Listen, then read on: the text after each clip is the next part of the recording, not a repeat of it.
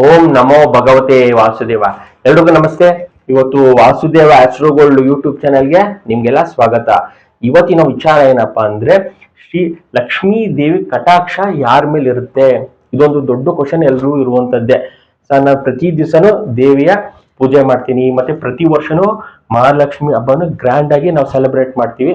But ಆದ್ರೂ ನಮ್ಮ ಮನೆಯಲ್ಲಿ ಫೈನಾನ್ಷಿಯಲ್ ಕಂಡೀಷನ್ ಇರುವಂತದ್ದು, ನಾವೇನಾದ್ರು ಜಾಬ್ ಮಾಡಿದ್ರು ಕೈಯಲ್ಲಿ ದುಡ್ಡು ನಿಲ್ಲಲ್ಲ, ಬಿಸ್ನೆಸ್ ಮಾಡಿದ್ರು ಕೆಲವೊಂದ್ಸಲ ಲಾಸ್ ಆಗ್ಬಿಡುತ್ತೆ, ಬಂದಿದ್ದ ದುಡ್ಡು ಅಲ್ಲೇ ಖರ್ಚಾಗ್ಬಿಡುತ್ತೆ, ನಾವ್ ಏನು ಇಂಪ್ರೂವ್ಮೆಂಟ್ಸ್ ಆಗ್ತಾ ಇಲ್ಲ. ನಮ್ಗೇನಾದ್ರೂ ಕೋಪ ಇದೆಯಾ? ದೇವಿ ನಮ್ಮ ಮೇಲೆ ಏನಾದ್ರೂ ಮುಂಚ್ಕೊಂಡಿದಾರಾ? ಯಾಕೆ ನಮ್ಗೆ ಈ ಸಮಸ್ಯೆ? ಎಷ್ಟೊಂದ್ ಜನ ಏನೋ ಪೂಜೆ ಮಾಡಲ್ಲ, ಏನು ಮಾಡಲ್ಲ, ಬಟ್ ಆದ್ರೂ ಅವ್ರಿಗೆ ಅವರ ಜೀವನಗಳಲ್ಲಿ ಎಲ್ಲಾ ರೀತಿನೂ ಫೆಸಿಲಿಟಿ ದೇವ್ರು ಕೊಟ್ಟಿರ್ತಾನೆ. ನಮ್ಮ ಒಂದು ಜೀವನಗಳಲ್ಲಿ ಪ್ರತಿ ಒಂದು ಜೀವನದಲ್ಲಿ ಹೆಜ್ಜೆ ಹೆಜ್ಜೆಗೂ ಸಮಸ್ಯೆ ಇರುತ್ತೆ ಅನ್ನೋದೊಂದು ದೊಡ್ಡ ಕ್ವಶನ್. ಇವತ್ತು ನಾನು ನಿಮ್ಗೆಲ್ಲ ಹೇಳಿರುವಂತದ್ದು ಏನಂದ್ರೆ, ಮೇನ್ ಸೀಕ್ರೆಟ್ ಇದನ್ನ ತಿಳ್ಕೊಳ್ಳಿ. ನಮ್ಮ ಜೀವನದಲ್ಲಿ ನಮ್ಗೆ ಯಾಕೆ ಕಷ್ಟ ಪಡ್ತೀವಿ ಅಂತ ನಾವು ನೋಡೋದಾದ್ರೆ, ದೇವಿಯ ಅನುಗ್ರಹ ಪ್ರತಿಯೊಬ್ಬರಿಗೂ ಇರುತ್ತೆ. ಇದನ್ನ ನಾವು ಮೇನ್ ಆಗಿ ತಿಳ್ಕೊಳ್ಬೇಕಾಗಿರುವಂತದ್ದು. ನಾವು ಏನು ಪ್ರತಿ ದಿವಸ ದೇವ್ರ ಕೈ ಮುಗಿತೀವಿ, ಮುಕ್ಕೋಟಿ ದೇವರುಗಳ ಅನುಗ್ರಹ ನಮ್ಮ ಮೇಲಿರುತ್ತೆ. ಬಟ್ ಈ ನವಗ್ರಹಗಳ ಅನುಗ್ರಹ ನಮ್ಮ ಮೇಲೆ ಇರಲ್ಲ. ಇದನ್ನ ನಾವು ಮೇನ್ ಆಗಿ ತಿಳ್ಕೊಳ್ಬೇಕು. ಏನಕ್ಕೆ ಇರಲ್ಲ ಅಂದ್ರೆ, ನಮ್ಮ ಕರ್ಮ ಫಲ ಡಿಸೈಡ್ ಮಾಡಿರುತ್ತೆ. ನಮ್ಮ ಈ ಜೀವನಗಳಲ್ಲಿ ಈ ಒಂದು ಸಮಯದಲ್ಲಿ ನಾವೇನಾದ್ರೂ ಮನೆ ಕಟ್ಬೇಕಾ, ಮದುವೆ ಆಗ್ಬೇಕಾ, ಅಥವಾ ನಮ್ಗೇನಾದ್ರು ಮಕ್ಕಳು ವಿಚಾರದಲ್ಲಿ ಸಮಸ್ಯೆ ಆಗ್ತಾ ಇದೆಯಾ, ಪ್ರತಿ ಒಂದೂ ಪಿನ್ ಟು ಪಿನ್ ನಮ್ಗೆ ಕರ್ಮ ಫಲದ ಮೇಲೆ ಸಿಗೋದು. ನೀವು ಎಷ್ಟೇ ಟ್ರೈ ಮಾಡಿ, ಎಷ್ಟೊಂದ್ ಜನ 60 ವರ್ಷ ಆದ್ರೂ ಒಂದು ಸೈಟ್ ತಗೊಳಕ್ಕಾಗಲ್ಲ, ಒಂದು ಮನೆ ಕಟ್ಟಕ್ಕಾಗಲ್ಲ. ಎಷ್ಟೊಂದು ಟ್ರೈ ಮಾಡ್ತಾರೆ, ಎಷ್ಟೊಂದ್ ಜನಕ್ಕೆ ಮದುವೆ ಆಗಲ್ಲ. ಮದುವೆ ಆದ್ರೂ ಡೈವರ್ಸ್ ಆಗ್ತಾ ಇರುತ್ತೆ. ಆಮೇಲೆ ಎಷ್ಟೊಂದ್ ಜನ ಅವ್ರ ಅಕೌಂಟ್ ಅಲ್ಲಿ ಝೀರೋ ಬ್ಯಾಲೆನ್ಸ್ ಅವ್ರ ಲೈಫ್ ಅಲ್ಲಿ. ಏನಕ್ಕೆ ಅಂದ್ರೆ, ನೀವ್ ಏನೇ ಮಾಡಿದ್ರು ಈ ಕರ್ಮ ಫಲ ನಿಮ್ಮನ್ನ ಬಿಡಲ್ಲ. ಈ ಲಕ್ಷ್ಮೀ ದೇವಿ ಅನುಗ್ರಹ ಪ್ರತಿಯೊಬ್ಬರಿಗೂ ಇರುತ್ತೆ. ಇಲ್ಲಿ ಡೈರೆಕ್ಟ್ ಆಗಿ ನಿಮ್ಗೆ ಸಮಸ್ಯೆ ಕೊಡ್ಬೇಕು ಅಂತ ದೇವಿಗೆ ಯಾವುದೇ ರೀತಿಯ ಕೋಪ ಇಲ್ಲ. ಬಟ್ ಈಗ ನೀವು ಮಾಡಿರ್ತೀರಲ್ವಾ ಕರ್ಮ ಫಲ, ಇನ್ಕ್ಲೂಡಿಂಗ್ ನನ್ನ ಸೇರಿದಂಗೆ, ಈ ಕರ್ಮ ಫಲದಲ್ಲಿ ನಾವೇನಾದ್ರೂ ಒಳ್ಳೇದು ಕೆಟ್ಟದು ಅಂತ ಇರುತ್ತೆ. ಒಳ್ಳೆ ಕರ್ಮಫಲ ಮತ್ತೆ ಕೆಟ್ಟ ಕರ್ಮಫಲ. ನಾವು ಒಳ್ಳೆ ಕರ್ಮಫಲ ಮಾಡಿದ್ರೆ ಅದು ನಮ್ಗೆ ಆಲ್ರೆಡಿ ನಾವು ಅನುಭವಿಸ್ತಾ ಇರ್ತೀವಿ ಜೀವನಗಳಲ್ಲಿ. ನಾವು ಹುಟ್ಟಿರುವಂತ ದಶದಲ್ಲಿ ಯಾವ ದಶದಲ್ಲಿ ಹುಟ್ಟಿರ್ತೀವಿ, ಈಗ ಪ್ರೆಸೆಂಟ್ ಯಾವ ದಶ ನಡೀತಾ ಇದೆ, ಮತ್ತೆ ನಡೀತಿರುವಂತ ದಶದಲ್ಲಿ ನಮ್ಗೆ ನೀಟಾಗಿ ಗೊತ್ತಾಗ್ತಾ ಇರುತ್ತೆ. ಪ್ಲಾನೆಟ್, ನಕ್ಷತ್ರ ಮತ್ತೆ ಸಬ್ಲಾಡ್ ಅಲ್ಲಿ ನಿಮ್ದು ಒಂದು ಕಾಂಬಿನೇಷನ್ಸ್ ಅಲ್ಲಿ ಈಸಿಯಾಗಿ ತಿಳ್ಕೊಳ್ಬಹುದು. ಸರ್, ನಾವೀಗ ಏನಾದ್ರು ಮನೆ ಕಟ್ಬೋದಾ, ಆ ಕಾಂಬಿನೇಷನ್ಸ್ ಇದೆಯಾ ಅಂತ ಸಿಂಪಲ್ ಆಗಿ ನೋಡ್ಬೋದು. 4ನೇ ಮನೆ ಇದೆಯಾ, 11ನೇ ಮನೆ ಇದೆಯಾ ಅಂತ. ಸರ್, ನನಗೆ ಫೈನಾನ್ಷಿಯಲ್ ಪ್ರಾಬ್ಲಮ್ ಇದೆ, ಅಲ್ಲೇನಾದ್ರೂ 8ನೇ ಮನೆ 12ನೇ ಮನೆ ಇದ್ರೆ ನಕ್ಷತ್ರದಲ್ಲೂ ಅಥವಾ ಸಬ್ಲಾರ್ಡ್ ಅಲ್ಲೂ 8ನೇ ಮನೆ ಇದ್ರೆ ನೀವೇನಾದ್ರೂ ಒಂದು ಫೈನಾನ್ಷಿಯಲ್ ಪ್ರಾಬ್ಲಮ್ ಫೇಸ್ ಮಾಡ್ತಿದ್ರಿ ಅಂತ ಸಿಂಪಲ್ ಆಗಿ ನಿಮ್ಮ ಒಂದು ಡೇ ಟು ಟೈಮಿಂಗ್ ಸ್ಪೇಸ್ ಹಾಕೊಂಡ್ರೆ ಸಿಂಪಲ್ ಆಗಿ ತಿಳ್ಕೊಳ್ಬಹುದು ಏನು ಸಮಸ್ಯೆ ನೀವು ಅನುಭವಿಸ್ತಾ ಇದ್ದೀರಾ ಈಗ ಪ್ರೆಸೆಂಟ್ ಅಂತ. ಮತ್ತೆ ನಿಮ್ಮ ರಿಕ್ವೈರ್ಮೆಂಟ್ ಏನು ಅಂತ ಫಸ್ಟ್ ನೋಡ್ಬೇಕಾಗುತ್ತೆ. ನಿಮ್ಗೆ ಏಜ್ ಎಷ್ಟಾಗಿದೆ, ಮತ್ತೆ ನಿಮ್ಮ ರಿಕ್ವೈರ್ಮೆಂಟ್ ಏನು, ನಿಮ್ಮ ರಿಕ್ವೈರ್ಮೆಂಟ್ಗೆ ಜಾತಕ ಸಪೋರ್ಟ್ ಮಾಡ್ತಿದ್ಯಾ, ಇದೆಲ್ಲ ನಿಮ್ಮ ಕರ್ಮ ಫಲದಲ್ಲಿ ಡಿಸೈಡ್ ಆಗ್ತಾ ಹೋಗುತ್ತೆ. ಆಯ್ತು ಸರ್, ಈಗ ಓದ ಜನ್ಮದಲ್ಲಿ ನಾವೇನೋ ಕರ್ಮ ಮಾಡ್ಬಿಟ್ಟಿದೀವಿ, ಈಗ ಅದು ಗೊತ್ತಾಗಲ್ಲ, ಈ ಜನ್ಮದಲ್ಲಿ ಅನುಭವಿಸ್ತಾ ಇರ್ತೀವಿ. ಇದೊಂಥರ ಸಿಡಿ ಇದ್ದಂಗೆ, ನಿಮ್ಮ ಲೈಫಲ್ಲಿ ಯಾರು ಚೇಂಜ್ ಮಾಡಕ್ಕಾಗಲ್ಲ.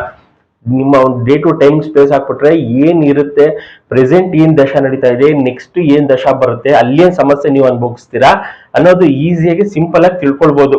ಒಂದು ದಶದಿಂದ ಈ ದಶ ಸರಿ ಸರ್, ಇದರಿಂದ ಹೊರಗೆ ಬರಕ್ಕೆ ಆಗಲ್ವಾ, ಈಚೆ ಬರಕ್ಕೆ ಆಗಲ್ವಾ ಅಂದ್ರೆ, ನೀವು ಈ ಜನ್ಮದಲ್ಲಾದ್ರೂ ಒಳ್ಳೆ ಕರ್ಮ ಫಲ ಮಾಡ್ಬೇಕಾಗುತ್ತೆ. ನೀವು ಒಳ್ಳೆ ಕರ್ಮ ಫಲ ಮಾಡಿದಾಗ ಮಾತ್ರನೇ ಲಕ್ಷ್ಮೀ ದೇವಿ ಅನುಗ್ರಹ ಇರುತ್ತೆ. ಅದು ಯಾವಾಗ? ನೀವು ಅತಿ ಹೆಚ್ಚು ಮಂತ್ರ ಪಠನೆ ಮಾಡಿದಾಗ ನಾವು ಗೋಚಾರ ಫಲ ಅಂತ ಹೇಳ್ತೀವಿ. ಒಂದು ನಿಮ್ಮ ಜಾತಕ ಫುಲ್ಲು ಕೆಟ್ಟೋಗಿದೆ, ಏನು ಮಾಡಕ್ಕಾಗಲ್ಲ, ನಿಮ್ಮ ಜಾತಕದಲ್ಲಿ ಓದ್ ಜನ್ಮದಲ್ಲೆಲ್ಲ ಕೆಟ್ಟ ಕರ್ಮಗಳು ಮಾಡಿರ್ತೀರಾ. ಅಟ್ಲೀಸ್ಟ್ ಈ ಜನ್ಮದಲ್ಲಾದ್ರೂ ಸಾತ್ವಿಕತೆ ಜೀವನ ನೀವು ನಡೆಸಿ, ದಾನ ಧರ್ಮ ಮಾಡಿ, ಅಂದ್ರೆ ನೀವು ಇರೋದೆಲ್ಲ ಕಳ್ಕೊಳ್ಳಿ ಅಂತೆಲ್ಲ, ಯಾವ್ದಾದ್ರು ಬಡವ್ರಿಗೆ ಅವ್ರಿಗೆ ರಿಕ್ವೈರ್ಮೆಂಟ್ ಇರುವಂತ ದಾನ ಧರ್ಮ ನೀವು ಮಾಡಿ ಒಳ್ಳೆ ಕರ್ಮಫಲ ನೀವು ಪಡ್ಕೊಂಡ್ರೆ, ಈಗ ಬರುವಂತ ಗೋಚಾರ ಫಲದಲ್ಲಿ ನಿಮ್ದು ಯಾವ ಲಗ್ನ ಆಗಿರ್ಬೋದು, ವೃಷಭ ಲಗ್ನನೋ ಮಿಥುನ ಲಗ್ನನೋ, ಈಗ ಪ್ರೆಸೆಂಟ್ ಗುರು ಕರ್ಕಾಟಕದಲ್ಲಿದೆ 2ನೇ ಮನೆಯಲ್ಲಿ, ನಿಮ್ಗೆ ಮದುವೆನೇ ಆಗ್ತಿಲ್ಲ ಅಂತ ಅನ್ಕೊಳ್ಳೋಣ. ಗೋಚಾರದಲ್ಲಿ ಬಂದಾಗ ನಿಮ್ಗೆ ಅನುಗ್ರಹ ಆಗುವಂಗೆ. ಇದನ್ನ ನಾವು ಫಸ್ಟ್ ತಿಳ್ಕೊಬೇಕು. ಹಿಂಗೆ ವರ್ಕ್ ಆಗುತ್ತೆ ಜ್ಯೋತಿಷ ಶಾಸ್ತ್ರ ಅನ್ನೋದು ಎಷ್ಟೊಂದು ಜನಕ್ಕೆ ಕನ್ಫ್ಯೂಷನ್. ದುಡ್ಡಿರೋನು ದುಡ್ಡು ಮಾಡ್ತಾನೆ ಇರ್ತಾನೆ, ಬಡವನಾಗಿ ಇರ್ತಾನೆ ಅಂತ ಎಷ್ಟೊಂದು ಜನ ಕನ್ಫ್ಯೂಷನ್ ಅಲ್ಲಿ ಇರ್ತೀನಲ್ಲ, ಆ ರೀತಿ ಅಲ್ಲ. ಲಕ್ಷ್ಮಿಯ ದೇವಿ ಅನುಗ್ರಹ ಎಲ್ರಿಗೂ ಇರುತ್ತೆ.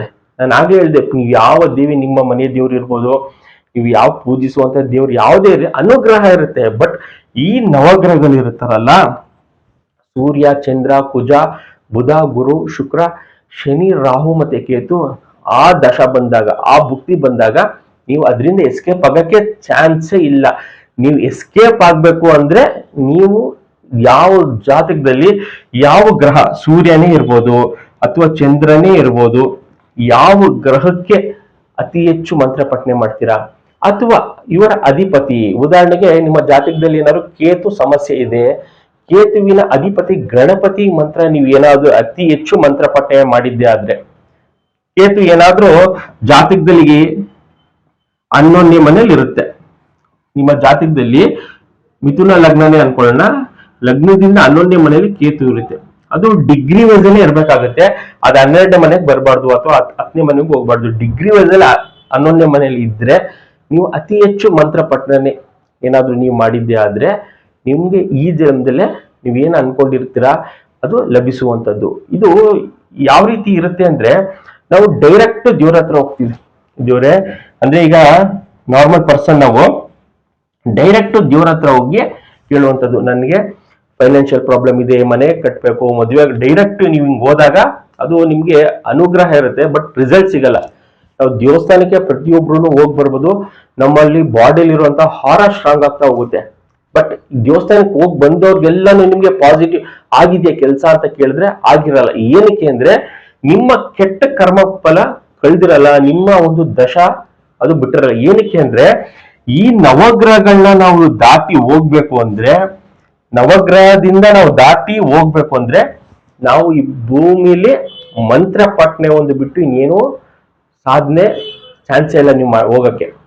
ಮಂತ್ರ ಪಠನೆ ಒಂದೇ ದಾರಿ ನಿಮ್ಗೆ ಭಗವಂತನಿಗೆ ರೀಚ್ ಆಗೋಕೆ, ಅಥವಾ ನೀವ್ ಏನ್ ಅನ್ಕೊಂಡಿದ್ದೀರಾ ನಿಮ್ಮ ಲೈಫಲ್ಲಿ ಅದನ್ನ ಪಡ್ಕೊಳಕ್ಕೆ. ಅದು ದುಡ್ಡು ಕಾಸಿನ ವಿಚಾರ ಇರ್ಬೋದು, ಮದ್ವೆ ಏನೇ ಒಂದು ವಿಚಾರ ಇರ್ಬೋದು, ನೀವು ಭಗವಂತನಲ್ಲಿ ಪಡ್ಕೊಳ್ಬೇಕು ಅಂದ್ರೆ ಅದು ಗ್ರಹಗಳ ಮುಖಾಂತರನೇ, ಅದು ಗೋಚಾರ ಬಂದಾಗ್ಲೇ ಕೊಡೋದು.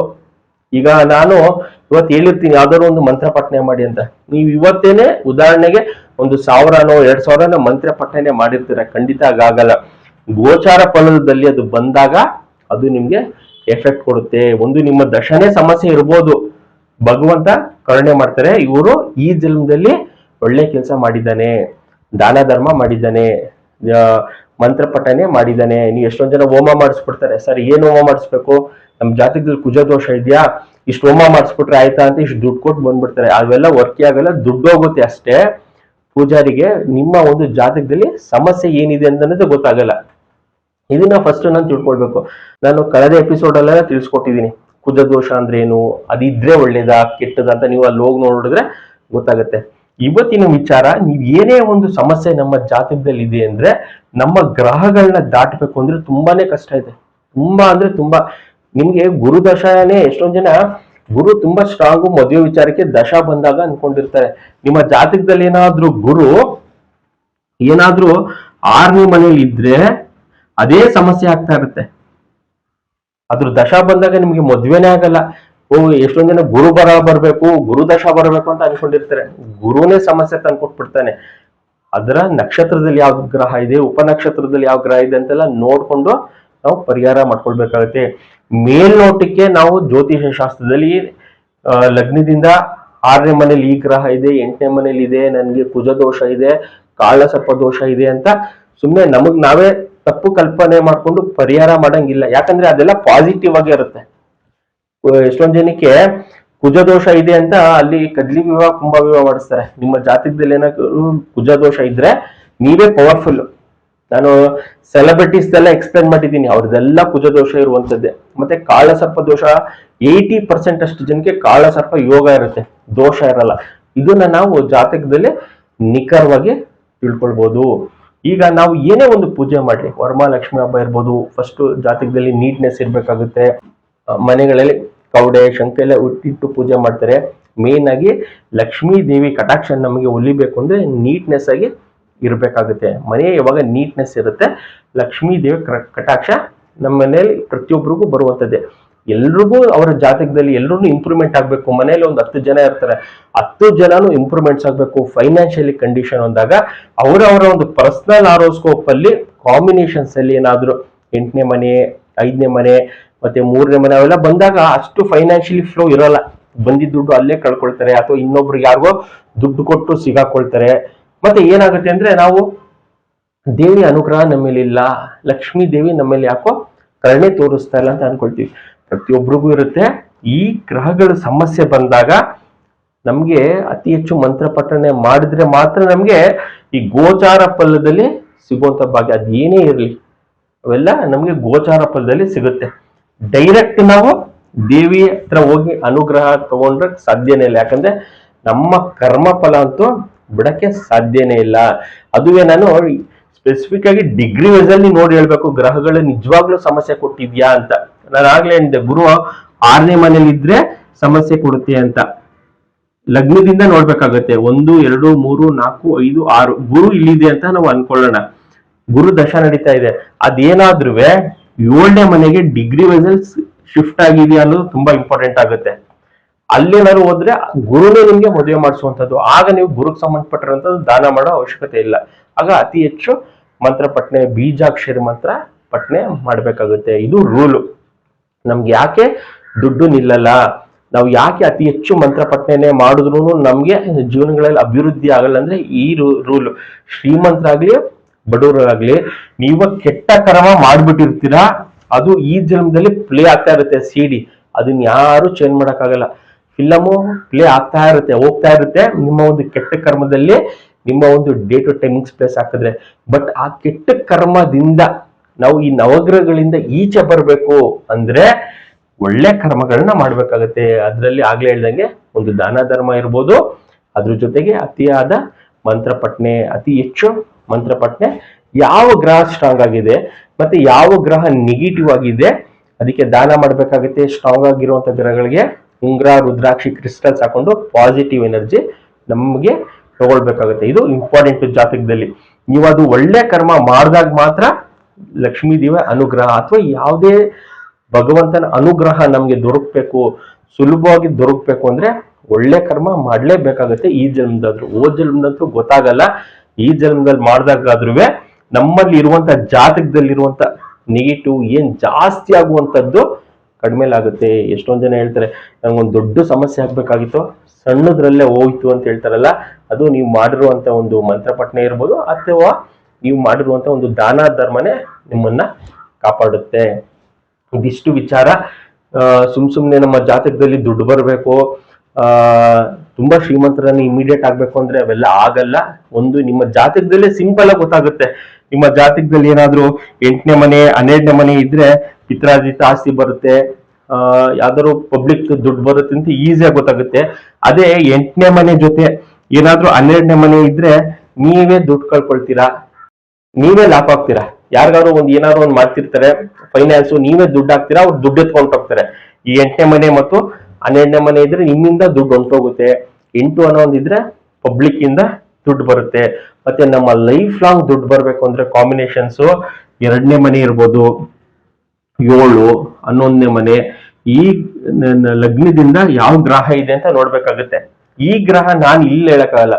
ನಿಮ್ಮ ಜಾತಕದಲ್ಲಿ ಡೇ ಟು ಟೈಮಿಂಗ್ಸ್ ಪ್ಲೇಸ್ ಆಗ್ದಾಗ ಲಗ್ನದಿಂದ ಡಿಗ್ರಿ ವೈಸ್ 2ನೇ ಮನೇಲಿ ಯಾವ ಗ್ರಹ ಇದೆ, ಅದು 9 ಗ್ರಹಗಳಲ್ಲಿ ಯಾವ್ದಾದ್ರು ಆಗಿರ್ಬೋದು. 7ನೇ ಮನೇಲಿ ಯಾವ ಗ್ರಹ ಇದೆ, ಮತ್ತೆ 11ನೇ ಮನೇಲಿ ಯಾವ ಗ್ರಹ ಇದೆ, ಇಂಥ ಗ್ರಹಗಳಿಗೆ ಸಂಬಂಧಪಟ್ಟಿರುವಂತವ್ರು ಬೀಜಾಕ್ಷರಿ ಮಂತ್ರ ಹೇಳ್ಬೇಕಾಗುತ್ತೆ. ಅದ್ರ ಜೊತೆಗೆ ಉಂಗ್ರ, ರುದ್ರಾಕ್ಷಿ, ಕ್ರಿಸ್ಟಲ್ಸ್ ಯಾವ ಗ್ರಹ ಇದೆ ಅಂತ ನೋಡ್ಕೊಳ್ಬೇಕಾಗುತ್ತೆ. ಆ ಗ್ರಹಕ್ಕೆ ಮಾತ್ರ ನಾವು ಪಠನೆ ಮಾಡ್ಕೊಳ್ಳುವಂಥದ್ದು ಬೀಜಾಕ್ಷರಿ ಮಂತ್ರ ನಮಗೆ ಪಾಸಿಟಿವ್ ವೈಬ್ಸ್ ಜೊತೆಲಿರುವಂಥದ್ದು. ಮೇನ್ ಆಗಿ ದಶ ಇಂಪಾರ್ಟೆಂಟ್. ಈ ಪ್ರೆಸೆಂಟ್ ಏನ್ ನಡೀತಾ ಇದೆ, ಗುರು ದಶನೋ ಶನಿ ದಶನೋ, ಅದು ನಮಗೆ ಪಾಸಿಟಿವ್ ಆಗಿದೆಯಾ ನೆಗೆಟಿವ್ ಆಗಿದೆಯಾ ಅಂತ ನೋಡ್ಕೊಳ್ಬೇಕಾಗುತ್ತೆ. ಮತ್ತೆ ದೇವಿಯ ಅನುಗ್ರಹ ಪ್ರತಿಯೊಬ್ಬರಲ್ಲೂ ಇರುತ್ತೆ, ಭಗವಂತನ ಅನುಗ್ರಹ ಇರುತ್ತೆ. ನಾವು ಪ್ರತಿ ಸಲನೂ ಭಗವಂತನ ಬೈಯೋದ್ರಿಂದ ವೇಸ್ಟ್. ನಾವು ಭಗವಂತ ನಮ್ಗೆ ಹಂಗಿಟ್ಟಿದ್ದಾನೆ ಹಿಂಗಿಟ್ಟಿದ್ದಾನೆ ಅದಕ್ಕಿಂತ ನೀವು ಭಗವಂತನಿಗೆ ಏನ್ ಮಾಡಿದೀರ ಅಂತ ನೀವು ಒಂದು ಪ್ರಶ್ನೆ ಮಾಡ್ಕೊಳ್ಬೇಕಾಗುತ್ತೆ. ನಾನ್ ಭಗವಂತನಿಗೆ ಎಷ್ಟು ಮಂತ್ರ ಪಠನೆ ಮಾಡಿದ್ದೀನಿ, 1,00,000 ಮಂತ್ರ ಪಠನೆ ಮಾಡಿದ್ದೀನಿ, ಹೇಳು ನಿಮ್ಗೆ ಫಲ ಸಿಕ್ಕಿಲ್ಲ ಅಂದ್ರೆ ನಿಮ್ಮ ಕರ್ಮ ಇನ್ನ ಕಳ್ದಿಲ್ಲ ಅಂತ. ಕೆಟ್ಟ ಕರ್ಮ ಇದೆಯಲ್ಲ ಅದು ಇನ್ನ ಕಳ್ದಿಲ್ಲ ಅಂತ. ಎಷ್ಟೊಂದ್ ಜನಕ್ಕೆ ಅವ್ರು ಏನು ಮಂತ್ರ ಪಠನೆ ಮಾಡಲ್ಲ, ಏನು ಮಾಡಲ್ಲ, ಸುಮ್ನೆ ಅವ್ರ ಮನೇಲಿ ದುಡ್ಡು ಬಂದು ಬೀಳ್ತಾ ಇದೆ. ಇದು ಒಂದು ಅವರ ಪೂರ್ವ ಜನ್ಮದ ಒಳ್ಳೆ ಕರ್ಮ, ಹಂಗ್ ಮಾಡಿರ್ತಾರೆ. ಸೊ ಅದಕ್ಕೆ ಅನುಭವಿಸ್ತಿರ್ತಾರೆ. ನಾವು ಎಲ್ಲದಕ್ಕೂ ಯೋಚನೆ ಮಾಡುವಂತ ಅವಶ್ಯಕತೆ ಇಲ್ಲ. ಅವ್ರ ಮನೆ ಕಟ್ಬಿಟ್ಟಿದ್ದಾರೆ, ಅವ್ರ ಹತ್ರ ಕಾರ್ ಇದೆ, ಬಂಗ್ಲೆ ಇದೆ, ನಮ್ಮ ಹತ್ರ ದುಡ್ಡಿಲ್ಲ, ಏನೂ ಇಲ್ಲ ಅಂದ್ರೆ ನಿಮ್ಮ ಒಂದು ಕರ್ಮದಲ್ಲಿ ಏನೂ ಇಲ್ಲ, ಒಂದು ದಶಾಭುಕ್ತಿಲೂ ಏನೂ ಇಲ್ಲ. ಅದಕ್ಕೆ ನಿಮ್ಗೆ ಏನೂ ಇಲ್ಲ ಅಂತ ಈಸಿಯಾಗಿ ಸಿಂಪಲ್ ಆಗಿ ನೋಡ್ಕೊಳ್ಬಹುದು. ನಿಮ್ಗೆ ಅವೆಲ್ಲ ಬೇಕಾ? ಅತಿ ಹೆಚ್ಚು ಮಂತ್ರ ಪಠನೆ ನಿಮ್ಮ ಜಾತಕದಲ್ಲಿ ಯಾವ ಗ್ರಹ ಸ್ಟ್ರಾಂಗ್ ಆಗಿದೆ ಅದಕ್ಕೆಲ್ಲ ನೀವು ಮಂತ್ರ ಪಠನೆ ಮಾಡ್ಕೊಂಡು ಸಂಕಲ್ಪ ಮಾಡ್ಕೊಳ್ಳಿ. ಖಂಡಿತ ನಿಮ್ಮ ಜೀವನಗಳಲ್ಲಿ ಏನ್ ಅನ್ಕೊಂಡಿದ್ರೋ ಅದು ನೀವು ಸಾಧನೆ ಮಾಡ್ತಾ ಹೋಗ್ತೀರಾ. ಇದಿಷ್ಟು ವಿಚಾರ. ಲಕ್ಷ್ಮೀ ಕಟಾಕ್ಷ ಪ್ರತಿಯೊಬ್ಬರ ಮೇಲೂ ಇರುತ್ತೆ. ನಾವು ಯಾವ ರೀತಿ ಪಡ್ಕೊಳ್ತೀವಿ ಅನ್ನೋದು ಇಂಪಾರ್ಟೆಂಟ್ ಆಗಿರುತ್ತೆ. ಯಾರು ವಾಸುದೇವ ಆಸ್ಟ್ರೋಗೋಲ್ಡ್ ಯೂಟ್ಯೂಬ್ ಚಾನಲ್ ಸಬ್ಸ್ಕ್ರೈಬ್ ಮಾಡ್ಕೊಂಡಿಲ್ಲ ಮಾಡ್ಕೊಳ್ಳಿ. ನಾನು ಹಾಕುವಂತ ವಿಡಿಯೋಸ್ ನಿಮ್ಗೆ ರೀಚ್ ಆಗುತ್ತೆ. ಮತ್ತೆ ಈ ನನ್ನ ಚಾನಲ್ ಅಲ್ಲಿ ದೋಷ ಕಾಟ ಅವೆಲ್ಲ ಏನೂ ಇರಲ್ಲ. ನಿಮ್ಗೆ ಜ್ಯೋತಿಷ ಶಾಸ್ತ್ರಕ್ಕೆ ಏನ್ ಇನ್ಫಾರ್ಮೇಶನ್ ಬೇಕೋ ಮತ್ತೆ ಯಾವ ರೀತಿ ನಾವು ಭಗವಂತನಿಗೆ ಕನೆಕ್ಟ್ ಆಗ್ಬೇಕು ಅನ್ನೋದು ಪ್ರತಿ ಒಂದು ಎಪಿಸೋಡ್ ಅಲ್ಲೂ ತಿಳಿಸ್ಕೊಡ್ತಾ ಹೋಗ್ತೀನಿ. ಮತ್ತೆ ನನ್ನ ಕನ್ಸಲ್ಟೇಷನ್ ಬೇಕು ಅಂದ್ರೆ ಎಷ್ಟೊಂದು ಜನ ಫೋನ್ ನಂಬರ್ ಏನು ಅಂತ ಕೇಳ್ತಿರ್ತಾರೆ, ಇಲ್ಲಿ ಕೆಳಗಡೆ ಡಿಸ್ಪ್ಲೇ ಆಗ್ತಾ ಇರುತ್ತೆ. ಈ ನಂಬರ್ಗೆ ಕರೆ ಮಾಡಿ ನೀವು ಕನ್ಸಲ್ಟೇಷನ್ ಕೂಡ ತಗೊಳ್ಬಹುದು, ನೇರ ಭೇಟಿ ಕೂಡ ಮಾಡ್ಬೋದು. Thank you.